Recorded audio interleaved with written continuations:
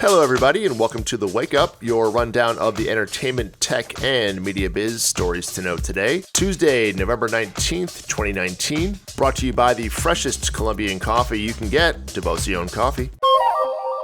In today's Wake Up, not a ton of major news happening, but the upcoming massive layoffs at WeWork are starting to come into focus. Kylie Jenner gets a huge payday and finally catches a break in life. And the trailer release for the upcoming HBO Space Travel Gone Awry comedy series called Avenue 5 from Veep creator Armando Iannucci. Hey, you're not getting in some escape pod, are you? Ma'am, if I had an escape pod, I would put you in it. Set the fucking thing on fire. And now here are the morning's top stories. The next chapter in the WeWork saga looks like it'll be written this week, as their new CEO sent a memo to the staff yesterday with that general gist. The New York Times reports that the initial round of layoffs could total 4,000 people, though it cited some internal sources that said the number could ultimately rise to 5,000 or 6,000, which would be almost half of WeWork's total employee count. An all-hands employee meeting is set for Friday morning. 22-year-old Kylie Jenner is $600 million richer this morning as she sold 51% of her Kylie Cosmetics company to beauty company Coty. That puts a $1.2 billion valuation on her 4-year-old company.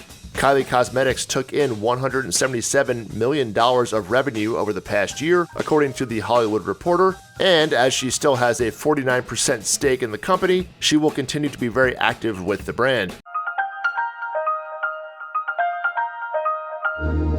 And Amazon is expanding access to its free Amazon Music products to iPhone and Android operating systems, and to its Amazon Fire streaming product, according to CNBC. The Amazon Music service is similar to Pandora in that it's an ad-supported service where you can listen to radio stations and curated playlists, so not exactly Spotify, although Spotify shares dropped 5% yesterday on the news.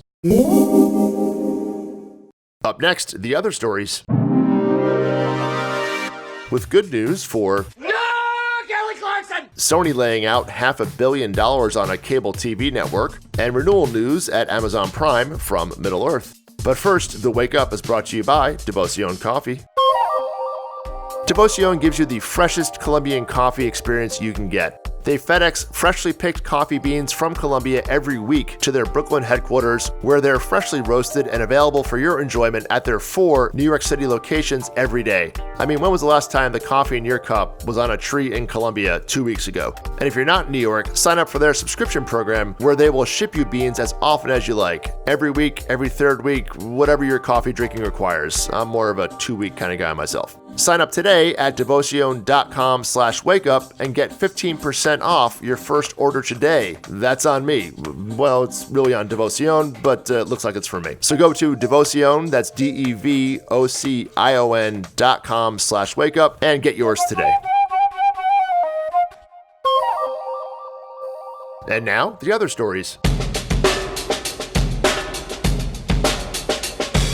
Sony has paid $500 million to AT&T for their 42% stake in the game show network, according to The Hollywood Reporter. Money that will no doubt go towards paying down AT&T's tremendous debt. Sony now owns 100% of the game show network, which is in 75 million homes in the US and Canada. Patreon, which is that platform that allows people in creative endeavors to sign up patrons or people who give them money on a monthly basis, like a faux subscription kind of thing. Anyway, they announced they've now paid out over $1 billion to creatives in their 5-year existence, including over $500 million this year alone. Over 4 million people now make payments to creatives on the service, which is looking to expand to Europe in 2020, according to Variety. Former 20th Century Fox movie executive Chris Aronson has been named head of domestic distribution for Paramount Pictures. Kyle Davies, who currently does that job, will be leaving the company.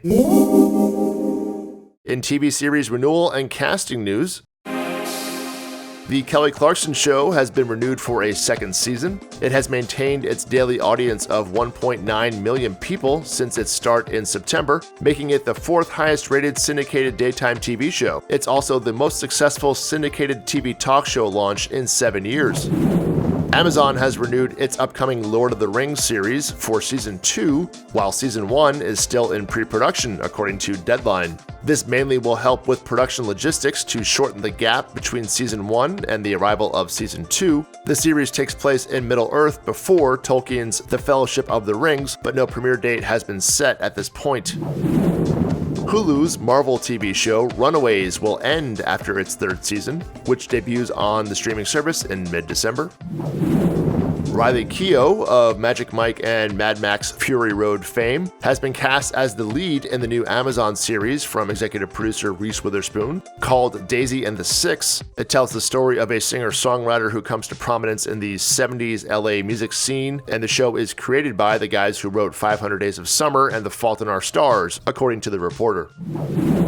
Former 60 Minutes correspondent Lara Logan has announced her next gig, coming to Fox News' streaming service, Fox Nation, to host a 4-part docuseries, according to The Reporter as well. The 4 topics will be the Fox News-friendly greatest hits, socialism, immigration, media bias, and veterans. And finally, great news for Raj, Dwayne, and Rerun. Hey! The Doobie Brothers are getting the band back together. Still kinda odd to think that the Doobie Brothers was the name of a popular music act, but hey man, the 70s. The brothers will be launching their reunion tour next summer to celebrate the 50th anniversary of the band, with original band member Michael McDonald in tow. I would rather listen to Fran Drescher for 8 hours than have to listen to Michael McDonald. Nothing against him, but if I hear Yamo Be There one more time, I'm going to Yamo burn this place to the ground.